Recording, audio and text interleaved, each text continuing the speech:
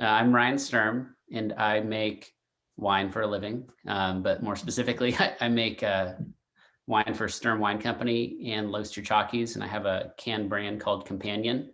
So it's all just housed under the same winery, and they're all relatively small projects.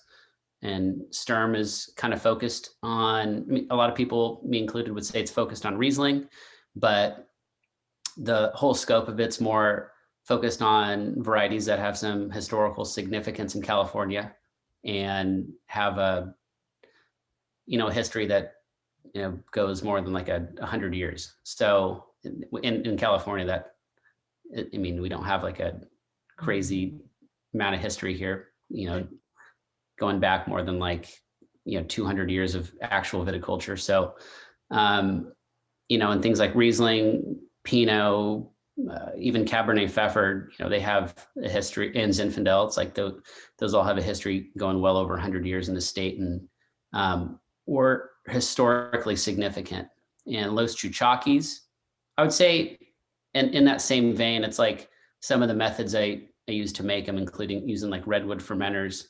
It's kind of all encompassing in terms of making wine with a historical aspect to it. So in trying to make a little bit more stylized versions of them, because we have modern equipment, but still trying to employ like a lot of the old gear and techniques, but just bring like a modern twist to it. And I would say it also leans more on the natural side. So just kind of, and I don't know, honestly, if a lot of historical wines were that natty per se, or if you either just had really fucked up wines and some that were just like made a lot better. So it is hard to like tell, like, I haven't read a ton about like in-depth sulfur on some of the older wines, but like Los Chuchakis, on the other hand, is a project that is kind of focused on Iberian varietals, and we're making, I don't want to say strictly natural wines, but for the most part, they veer on the natty edge and taste a little bit more wild. And that project is more of an experiment to see both like the suitability of Iberian varieties and in a multitude of styles, and seeing which regions like those do best in California. So we're working with grapes from Calaveras all the way down to Santa Barbara for that project, and obviously blending a bunch of them together. But it's really more focused on the Iberian thing and the really like experimental side of natural wine, but also making sure that they're still clean. So that's a kind of a big thing. Mm-hmm. And then the can brand, that kind of just came about more, I mean, I don't really know even how it came to be, but I just started making wine for the brand initially, and it grew to include a lot of other winemakers. So I was only making one of the wines, and the idea was to have something that was affordable and available from a small producer like me, or Scott Schultz from Jolie Lade, or Graham Titomer down in Santa Barbara, and we each just were able to, I don't want to say like we bulked off some of our wine to like fill it into a can, but like we made a home for certain things that it was like perfect kind of vessel to put it in a can and get it to a price point that some people could at least afford to buy it, like a can at a time.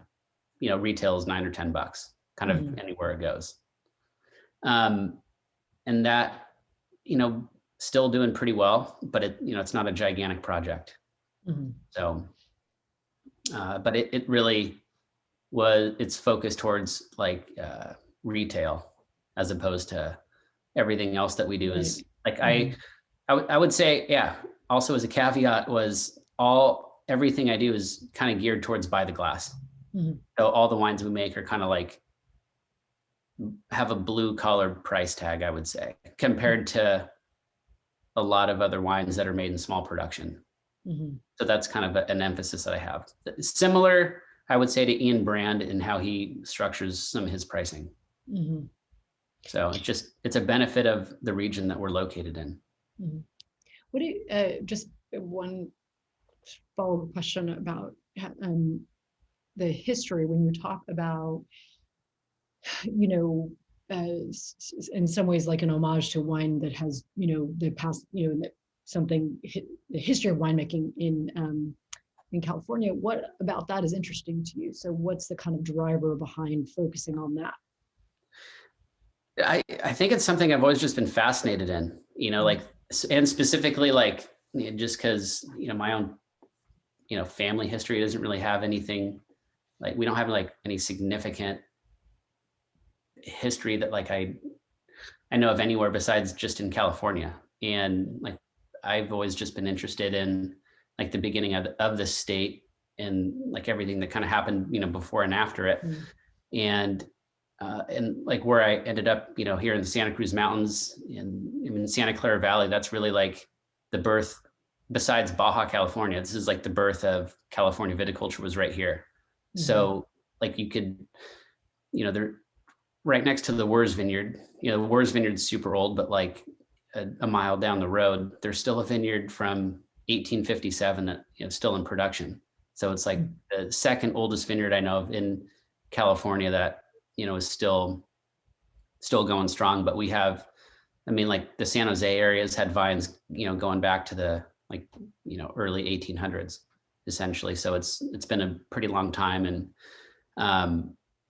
you know, like the more you read about the like the history here, the more you learn that like people made some pretty bad wine initially, and some people got bitten by the bug to make quality wine and went through like extreme efforts to make sure they made better wine. And it wasn't just one person going back to Europe to get cuttings, but lots of different viticulturalists would travel back to Europe pretty regularly to get better cuttings to make better wine here in California. So it wasn't just everyone making mission. They knew pretty quickly that like that grape was pretty shitty. So there was a lot more experimentation than like a lot of people acknowledge it, I would say. So, but like, you know, why am I like just into the history aspect of it? I don't know, just something that interests me. I just like to think about how they would have gone about just doing what they do, and they would tackle certain challenges. And there are some parallels to today, but it, you know, not really in some regards as well. Cool. Another winemaker that we work with said at one point, and he may have been quoting somebody else, it's just an interesting thing about older vineyards. The question in his mind is, you know, is a vineyard good because it's old, or is it old because it's good? You know, what keeps a vineyard, you know, interesting to everybody after all? Why is it still around? You know, those two things kind of go each direction. I mean, there's so many other factors besides that too, you know? Yeah, just, right. Of course. Like yeah. Someone tending to it for hundreds of years, you know, like how do you guarantee that? And it's hard to say. Yeah, and why would they?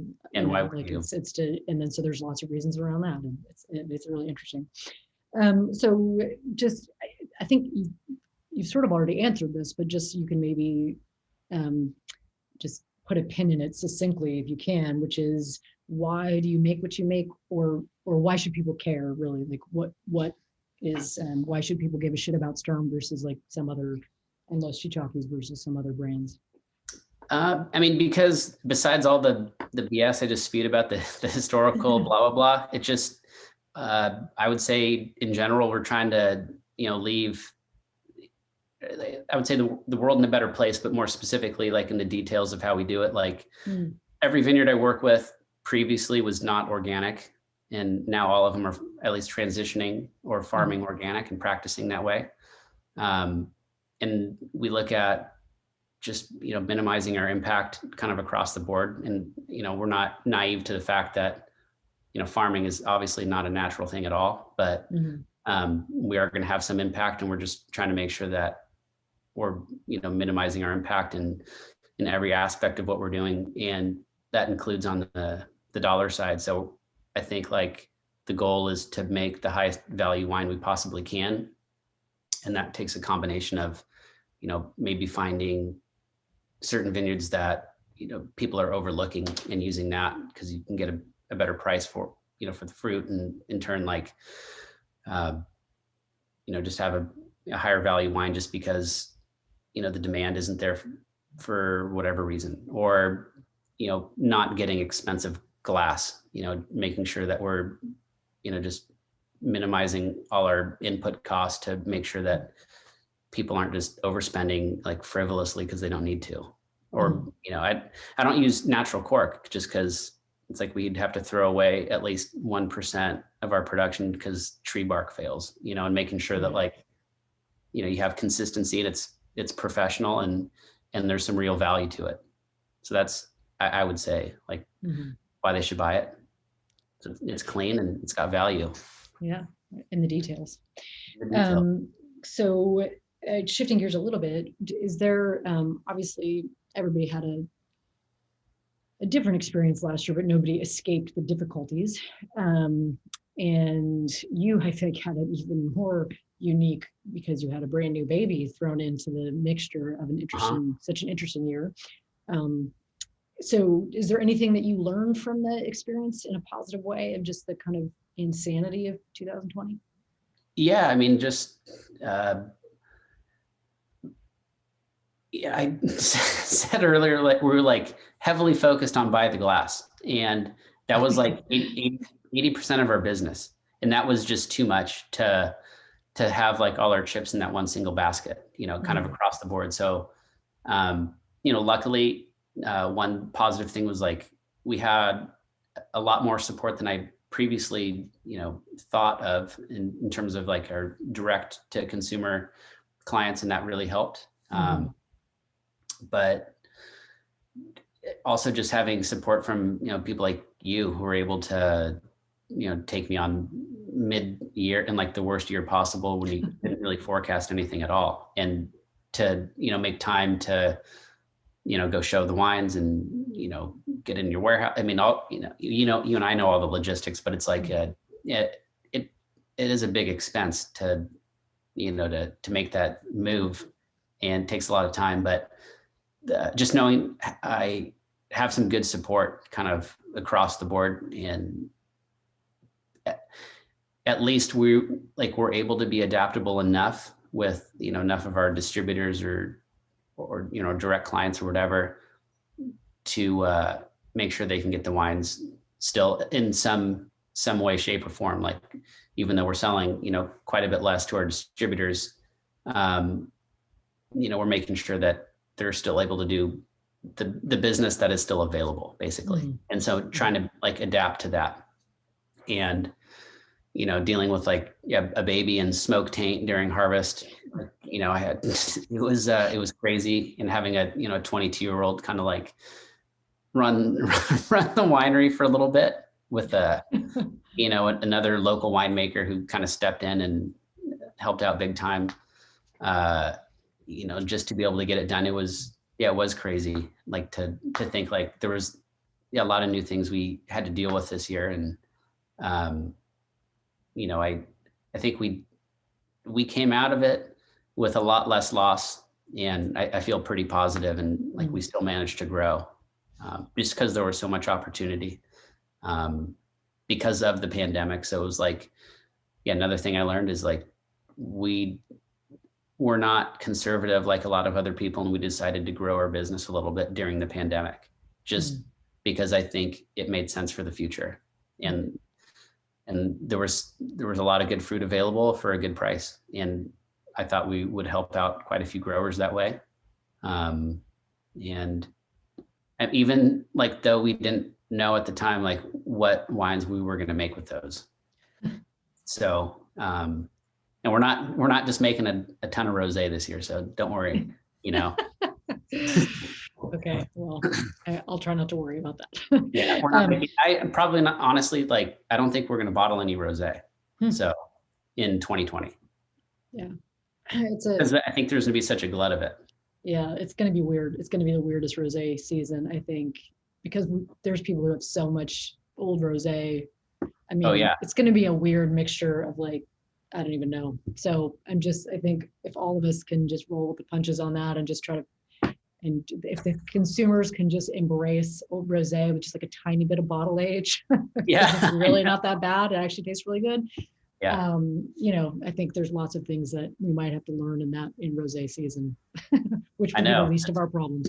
But okay, so last question. It's two questions, but they're pretty related. So do you have a soundtrack that you have listened to, stuff you listen to more than others? I have like a little mix thing that I've been putting together of like, okay, what are the kind of theme music for, originally I was thinking of like in quarantine when people are just sort of stuck. Yeah. But then just obviously that expanded into the right now, the craziness of right now. So, and then the second question, which would be is like, do you have a desert island drink? So the soundtrack, I guess, like during harvest, I'd listen to. It was like it's like looking back, such a cheesy but kind of good album. It's A Tale of Two Andres. And it's Andre Nicotina and Mac Dre. So it's like kind of from high school almost, Yeah. a little bit after, but in one of the songs they have a reference to this old like 90s weed strain called Champelli. And that in turn is like what we decided to rename our sparkling wine, just because it's like the best name ever, instead of just calling it method ancestral or whatever. So it's like Champelli just sounds like So champagne. awesome. So it's like that was kind of like a listen to that a lot. Yeah. So that I would say that for 2020. I Oddly like that a lot. Desert island drink. I know it's a hard one. I like Boot Amber Ale. I'm like pretty basic. I could drink that all day. Yeah. If you're on a desert island, you might want to. Like I know. Might be I don't something you would need. think I'd drink wine as a desert island drink. I might just say water, honestly. Water's pretty fucking good. Yeah, that's self-preservation right there. Water is probably the answer to that question. All right, well, thank you so much, Ryan. I really appreciate it.